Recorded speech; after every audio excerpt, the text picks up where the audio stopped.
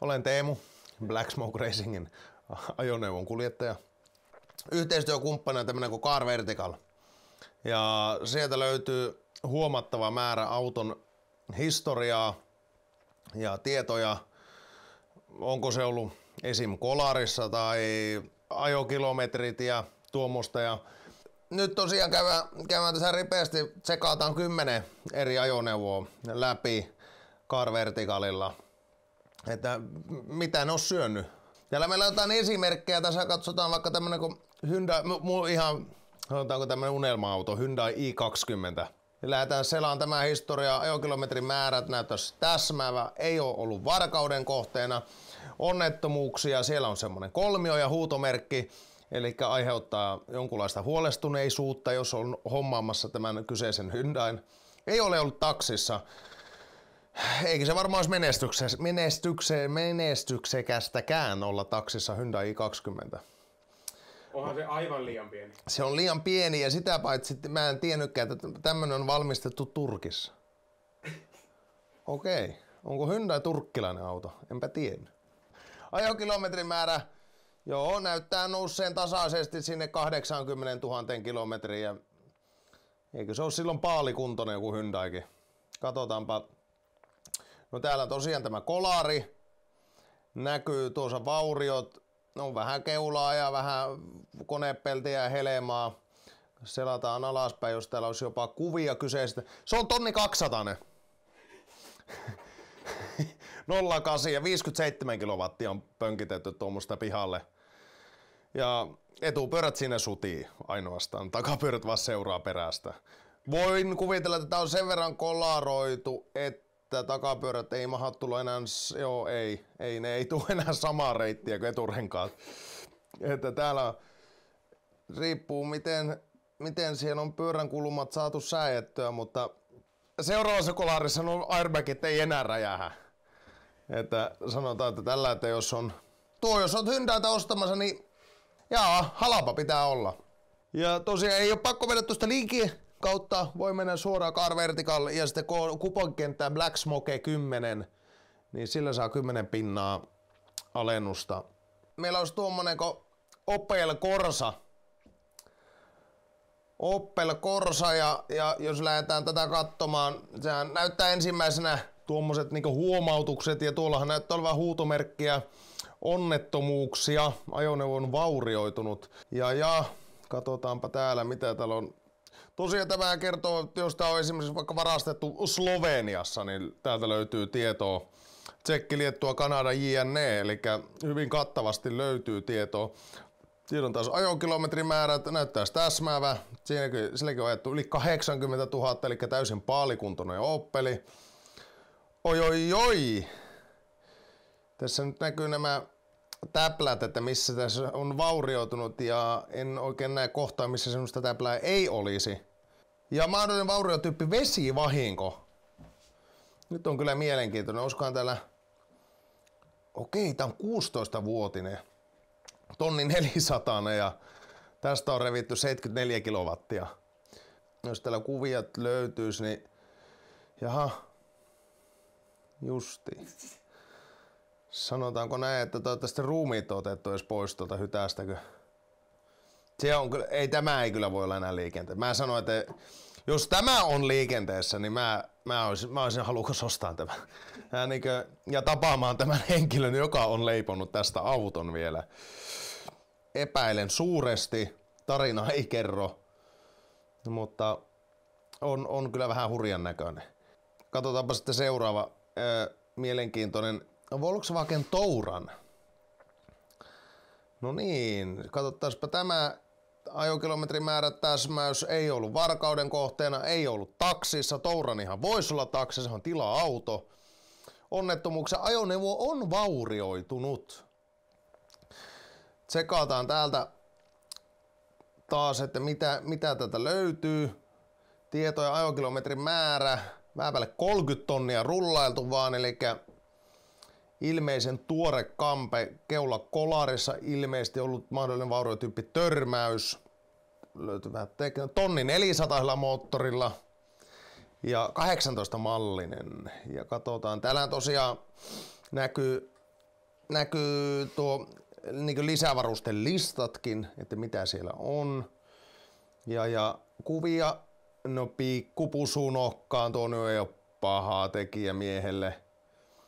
Päkit sieltä on tullut pihalle, mutta nehän saa vastuksilla ohitettua. Ja koodaamalla SRS pois vaan, niin ei muuta kuin leimalle. Uusi puskuri keulaa ja ei muuta kuin Liettuan kautta Suomeen myynti. Ja joo, tuommoinen oli tuokin oli vähän semmonen niinkö en välttämättä Car Vertical olisi ostamassa ja tosiaan tekisin Car Verticalilla haun tästä näin ja tämmönen paljastus, niin varmaan siirtyisin seuraavaan ajoneuvoon, jonka me teemme nyt. Saman konsernin peli, ihan sama merkkinen Volkswagen Golf. Ja tämäkin keheveli, niin tämä on ollut onnettomuudessa. Sitten selaillaan täältä, katsotaan mitä täällä on tapahtunut. Ajokilometrimäärä 80, tämäkin vähän päälle ajettu. Hetkonen. Nyt oli huutomerkki tuossa päällä, enpä ole ennen nähnyt Car Verticalin haussa tämmöstä. Mahdollinen vauriotyyppi tuntematon. Arvioidut korjauskustannus 40-60 kiloa. Kamaan, tää on golfi. Se maksaa. Eihän tuo voi maksaa niin paljon. Tää on 14 vuotta. Ai, tää on GTI. Joo, tää on 2-litrainen. Se on joku rase. Tää on rasemalli. Katsotaan. Ai, ryökäle. Kyllä. Joo. Niin, sillä moottori tulee erillisellä lavalla. Okei. Aivan. Elikkä moottori on lähtenyt irti. Eli ajamalla ajettu moottori irti. Ja tosiaan tuntematon, en mä kuvienkaan perusteella saa niinku selvää, että mitä on tapahtunut, mutta se on voinut olla, että se on mällätty ja sitten otettu tekniikka pois ja sitten on luovutettu, että en mä saa tätä leipomalla kuntoon. No niin. Nyt mä sanon, nyt on mielenkiintoinen. Hyundai Genesis.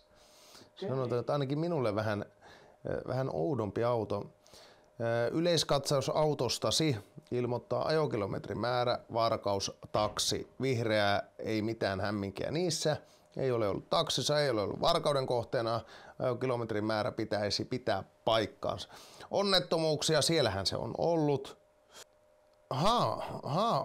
Oi että, tämähän Jenkkilän tuonti, uitettu sieltä Puolaan ja sitten ollut myytävänä Suomessa. Ai että, kyllä niinkö, tämä on kyllä, olisikohan täällä, se on 40 päällä, 50 ajettu, tuolla kilometrimäärässä ei ole mitään ihmeellistä. Okei, täällä on arvioidut korjauskustannukset, romutus tai lunastus. Okei, Dallas, Texas. Illinois, Michiganissa. Tää on ollut siellä vähän niinkö kolarissa. Ajoneuvot on ollut aiemmin myytävänä. Se on niinkö slotteja Puolan valuuttaa. Tää on, no totta kai, kun tää on jenkkituote, niin tää on 3,8 litraa moottorilla ja no eihän se ole pikkupusu tuossa nokaansa. Se on polskipoika ostanut tämän jenkeistä ja uittanut se sinne Gdanskin viereen ja nätiin se on siitä leiponut. Ei tuossa ei ole mitään. Ja sitten on leimannut ja se on varmaan myynyt se jollekin hyvätahtoiselle kaverille, joka ei ole käyttänyt Car Verticalia ja ilmeisesti ajelee tälläkin hetkellä tyytyväisenä turvatyynyt. Koska ei mulle minkäänlaista, no niin justiin, siellä on turvatyynyt tullut silmille. Joo, se siitä, semmonen oli Hyundai Genesis. Nyt oli tutumpi merkki itselleni, se on Mercedes-Benz GLE, elikkä nyt on vähän, onkohan se on arvokas auto ja ylläri onnettomuudessa ollut tämä auto. Tää on taas tosi vakuuttavaa. Uitettu Puolaa, leimattu siellä. Myyty Puolasta Suomeen ja rekisteröity Suomeen. Katsotaanpa minkä, tämähän on, ja tää 13 tonnia ajettu. Keula kolari varmasti, joo. Jos katsotaan täältä 31 000 dollaria ollut myynnissä Jenkeissä. No tää on 19 mallinen kaupunkimaasturi. AMG GL 53 Formatic. No okei, tää on ihan mielenkiintoinen peli. Ei paha. Pikkusen auraa tuo oikea etupyörä. Katsotaanpa. No joo, sinnekin on päkit tullut silmille tietenkin. Ja kyllä tuohon on pitänyt käyttää vähän kittiä. Mutta ei mitään täällä. Katsotaan. Sitten kuvaa.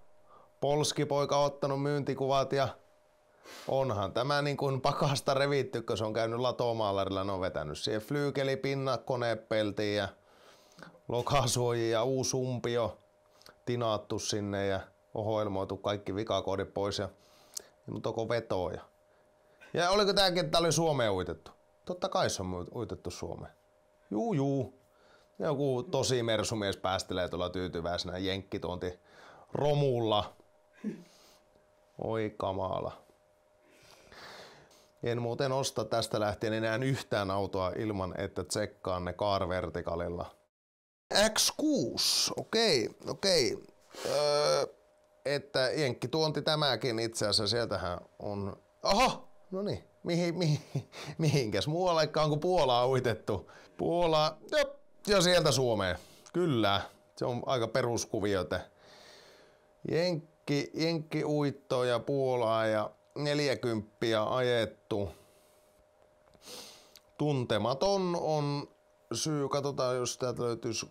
Kuvia nyt ei välttämättä löydy, jos on kolarivehe tai muuta, mutta se on 15 mallinen 3 litranen. No bensiinepä tietenkin, kun se on jenkkivehe. Oi, nyt on kyllä käynyt. Joo. Mutta niin ei mä sano, että ei tää nyt paharasti Pavelille oo. Laittaa vähän uutta luukkua ja vetää kitti. Ja älä mitään, siinäpä tuo. Paveli on pistänyt sen täysin uuteen uskoon. Ja siellä on taas Suomi-poika käynyt ostamassa jostakin tiedätkö tämmöisestä kanahäkistä tuommoisen. Oi kauhia paikka. Siellä on, mutta kyllä siihen on pitänyt muutama euro laittaa, ennen kuin tämä on liikkeestä ulos ajettu. Huonon näköinen. Ja siinä on koko kuskin kylyykikin rutuusa. Ja kyllä mä sanoisin, että jos mä tämmöisen auto ostaisin ja sitten kuulisi tästä Car Verticalista, että tsekataanpa tuolta noin. Että tosiaan, että täältähän löytyisi varmaan munkin auto, niin ei tiedä, sitä jotenkin eri lailla asennoitu sitten, kun lähti ajan tuolla autolla, katso tää päkit ollut silmillä. No on varmaan itse tikattu nuo kaikki verhoilut umpeet, tai saatu nuo päkit tungettua sinne. Eihän tätä ole korjattu enää niin asianmukaisesti. Siistin näköinen, on siistin näköinen. Mutta mistä tämän tietää? On hyvän näköinen. Niinkö kun kuvia kahtoo. Voin sanoa, että tätä ei ole kerrottu varmaan, että tämä on veetty aika lunari ja sitten on leivottu uusiksi. Mielestäni vähän eksoottisempaan auton Subaru VRX. Ja japanilainen. Oho, yllätys. No niin, tämä menee peruskaavaan. Jenkkituonti uitettu Puolaan ja sieltä Suomeen. Katsotaanpa. Tämä on rullailtu 16 tonnia, eli tämähän on täytynyt olla varmaan aika tuore peli. Oho! $3,700 ollut myynnissä. Valmistusvuosi 15. Joo, kyllähän tämä on rutattu aika huolella. Ja nämä on niinku jenkkilänsä. Ja siellä vaihtaa olla vähän runkoaisakki on solomussa. Uitettu Puolaa ja on se vähän ajettu. Jaha, ja kyllä, 21 vuonna otettu nuo kuvat tuossa. Ihan vastikään. Oiskohan tämä auto tällä hetkellä kuule Suomessa myynnissä, että ei muuta kuin kaupoille. Hyvän näköinen. Siistin näköinen tämmönen Subaru, mutta se, että se on ollut vuonna 19 marraskuussa tämän näköinen, niin ei kauheasti niinkö herätä omistushaluja. Mercedes-Benz C-Class 204. Ei ole ollut taksi, ei ole varastettu, on ollut onnettomuudessa ja ajoneuvon matkamittariin on mahdollisesti kajottu. Nyt tsekataanpa tämä raportti tästä, eli 08 noniin, tämäkin yhden S-Mersun Italian tuonnin omistaneena, niin en välttämättä lähtisi niinkö. Oikeastaan kun tähän asti näkisin tämänkin raportin, niin se ei omistushalut loppuisi siihen. Eli Italian uitto, poistettu rekistereistä Italiassa, uitettu Liettuaan, josta mennyt Viroon ja sitä kautta Suomeen. Kyllä, tässä on semmoisella historialla. Voi sanoa, että Mercedes, jolla on historia. Tää on kyllä niinkö, katsotaanpas mitä tämä sanoo, kilometrin määrä. Joo, tuolla tuo 13 vuonna siellä on löyty pakki päälle. No satkun verran pakiteltu. Ei se nyt mitään, jos 270 ollut taulussa. Sillä on vähän muuten ajettu reilun näpisti. Sitten niin jos sillä mittarilukema on nyt 315 000, niin sieltä on ainakin se satku otettu pois, se on 415. Eihän nyt vielä on Mersulle mikään kova. Täällä näkyy viimeinen tunnettu matkamittarilukema 315 000. Ja se on vähän takapäähän pökätty. Halvat on arvioitu. Liettuassahan tämä on mällätty. Tämä Italian tuonti Helmi 08 3 litrainen. Joo, ei tässä ole mitään. Onko hyvä auto? On joo. Ja on historialla. Siinä on historiaa tässä autossa. Pitkä on historia. Ja ei niinkö huumorilla voisin tämä ostaa. Tää on isolla moottorilla, V-moottorilla ja ei tämä nyt ole mitään. Sinne flexillä vähän softaa. Ja... Joo, kyllähän tämä, että voin sanoa, että on käyty jo softaamassa. Se on semmoisten maitten läpi mennyt, että siellä on huomattavasti tehty vikakoodien poistoja ja asiallisen näköinen C-kopan Mersu. Ei tuossa ole mitään. Kyllä, minä tuo oikealla hinnalla ostaisin. Justiin, että onko se uitettu, niin kuin tuossakin oli esimerkkinä, oli jenkkiuittovehkeitä. Sieltä löytyi hyvin info ja niin poispäin. Elikkä, ja ajokilometrimäärät tosiaan, että jos sillä on pakiteltu oikein pahasti, niin nekin sitten löytyy täältä tietoa. Ja tosiaan tuossa alhaalla löytyy linkki, josta saa 10 pinnaa alennusta Car Verticalilta. Ja tosiaan ei ole pakko mennä tuosta linkin kautta, voi mennä suoraan Car Vertical ja sitten kuponkenttää Black Smoke 10, niin sillä saa 10 pinnaa alennusta. Tosiaan jos on jotain ongelmia tämän haun kanssa, älä jää ongelmiesi kanssa yksin. Ota yhteyttä Car Verticalin asiakaspalveluun. Tämmöistä tällä kertaa, että jos olet autoa hankkimassa, ei mitään. Thanks for watching. See you later. Bye.